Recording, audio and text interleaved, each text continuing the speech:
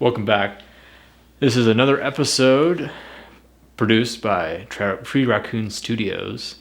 Today we'll be going over different transportation methods that can help us reduce our carbon footprint and be able to perhaps improve our lives through more exercise or through being able to be with other people during our commute. Now, just to preface this by saying the United States, generally people take one person or one car and go to work. Usually going into major cities, it gets really clogged. It takes an extra 30 minutes just to get to where you need to be, and it's a royal pain. So these next three sentences will kind of go over some alternatives, and then we will look over some words that were giving us trouble and try to piece them apart. For each sentence, I will go through each one fairly quickly. The second time, I will go through and try to really slow it down. So, here they are. First sentence is, public transportation is cheap but inconvenient. Public transportation is cheap but inconvenient.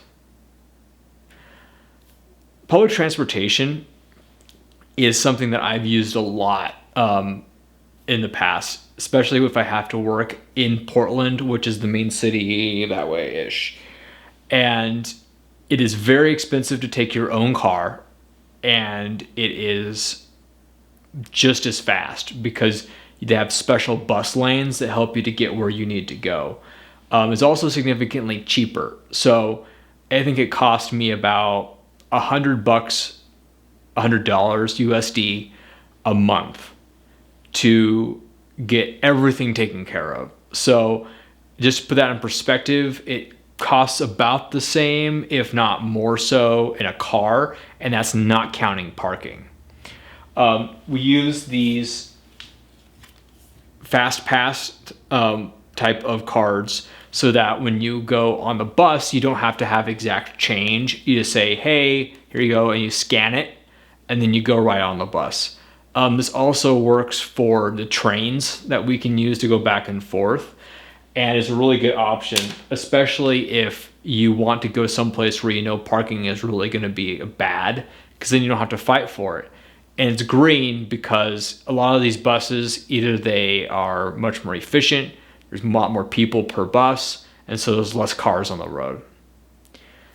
Here's the second sentence. Some cities have special carpooling lanes.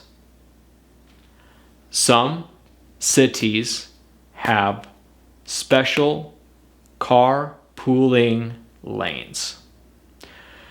So carpooling is where you have more than one person in a car going someplace. So, for example, regardless if it's a family member, as long as you have two people in the car, you can use these lanes.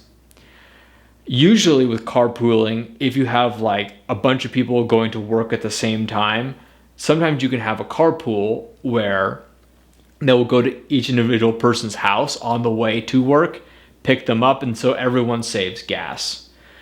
I know that up in Portland, when you're going near to Washington, they'll have a special lane which will have like a diamond shape, so it will look like a diamond, and it will go there, and it will be on the bottom of the lane, and it's very clearly marked, so that if you want to use that lane, you can just hop right into it and keep driving. It's a lot quicker.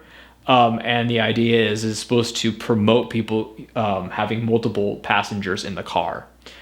Sometimes workplaces will have special carpooling slots, which are like near the front of the company, and so it's kind of more convenient and helps people feel like, oh, it's more advantageous for me to take someone else or a couple other people with me on my way to work. So that's carpooling in a nutshell, and it's getting more and more popular, especially the way the gas prices keep on going up. So here's our third sentence. Riding your bike lets you work out and save money. Riding your bike lets you work out and save money. So I have never ridden my bike to work consistently in a commute.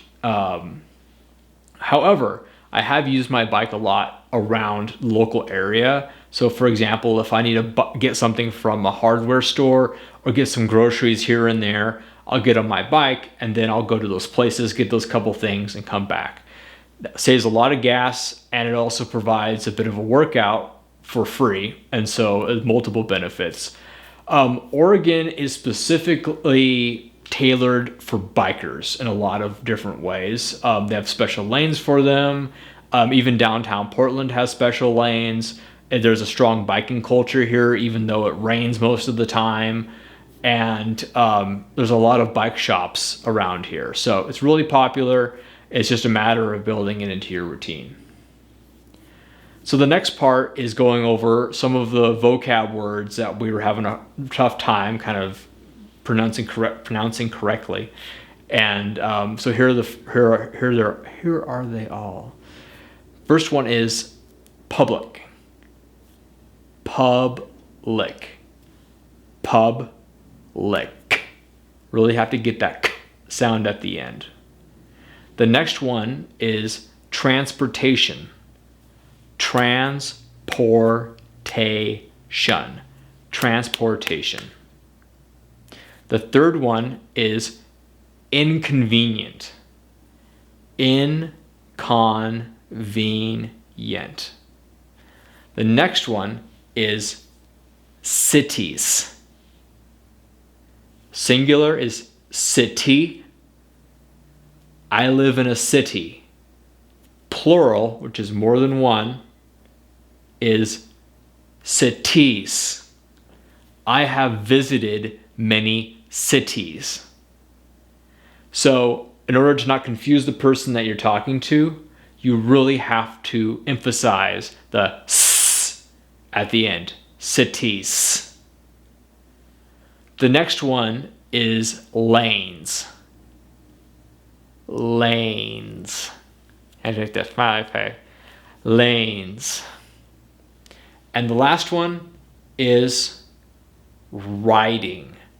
So, riding.